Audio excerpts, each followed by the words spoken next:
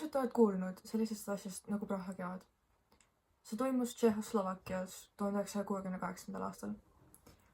Aga mis üldse oli nagu põhjuseks, miks see asi toimus? Vaatame otsa olukorrale Tšehhoslovakkias enne 1968. aastat.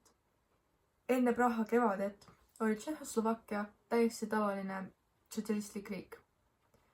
Võim oli koondunud kommunistide kätte ning opositsioon ei tulnud kõne allagi. Kui kommunistlik partei midagi ütles, siis nii ka asi oli.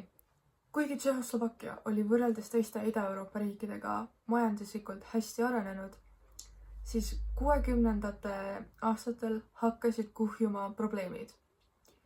Kõik see tekitas rahuolematust, eriti haritlaskonna, loomeinimeste ja noorte seas. Sellepärast, et nad tundsid, et riik on kinni vanades ja jäikades raamides. Oluline on ka see, et partei juhtkond ei suutnud seda olukorda lahendada. Reformidest räägiti, aga tegudeni ei jõutud.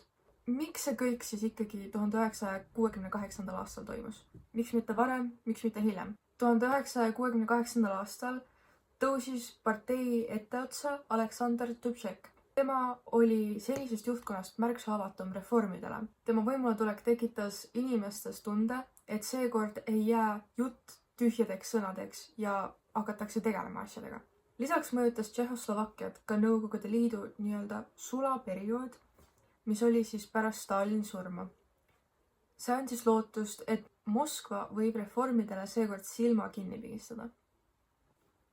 Kõik need tegurid lõid olukorra, et just 1968. aastal said muutused võimalikuks ja Praha kevad sai alguse. Kogu Praha kevade liikumise juht oli Aleksandr Dubček, kes oli kommunistliku partei peasekretär. Tema soovis luua sotsialismi nii-öelda inimnäoga. Tema eesmärk oli anda inimestele rohkem sõna- ja ajakirjandusvabadust ning muuta majandust paindlikumaks, ilma et riik lahkuks sotsialistlikust süsteemist. Dubčeki toetasid president Ludvig Svoboda ja peaminister Ulrich Cernik, kes püüdsid reforme ellu viia ning vältida vägivalda. Reformide peamine vastane oli NSV Liit ja Nõukogude Liidu juht Leonid Brezhnev, kes kartis, et vabadused levivad ka teistesse sotsialismi maadesse ja nõrgestavad kommunistliku partei võimu. Tema juhtimisel tungisid Tšehhoslovakkiasse NSV Liit ja teised pakteriigid, näiteks Ungari või Poola. Brezhnev kukutati võimult ja tema asemele pandi Gustav Husak. Reformide käigus leevendati tsensuuri. Ajakirjandus sai rohkem sõnavabadust ja inimestel lubati lõpuks oma arvamust avaldada. Kujuta ette, ütled, mida mõtled ja keegi ei koputa su uksele. FBI, open up!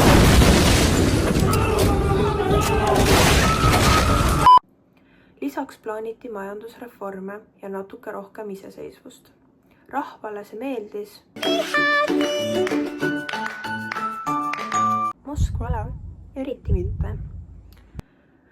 Nõukogude Liit kartis, et kui Tšehhoslovakkial lubatakse natuke vabadust, siis tahavad seda järsku ka teised riigid ja see oleks juba liiga halb eeskuju.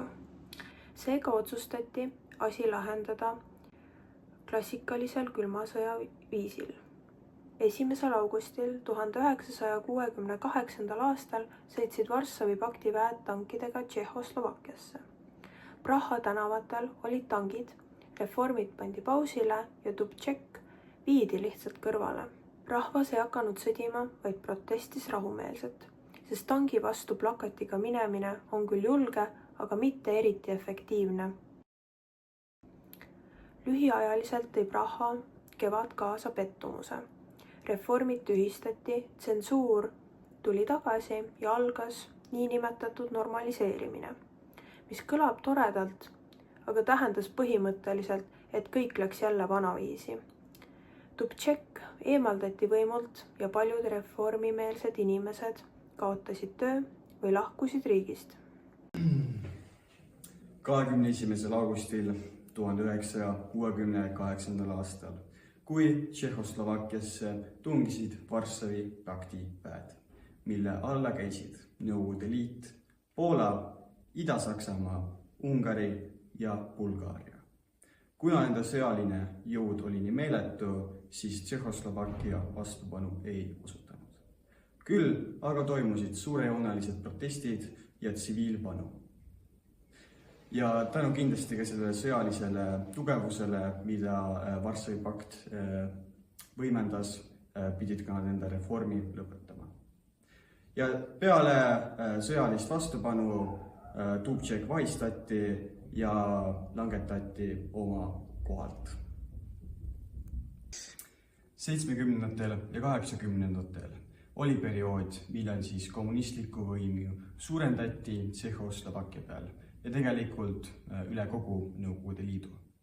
Esiteks, tsensuuri suurendati ja kõik poliitilised reformid, mis oli tehtud 1968. aasta siis kevadel, need täielikult eemaldati ja opositsioon suruti maha. Võimule tuli Gustav Hušak, kes siis taastas Moskvale alluva režiimi Tšehhoslovakkias. Ja paljud targad inimesed, spetsialistid, nemad pagendati riigist, sest kardeti uut ülestõusu.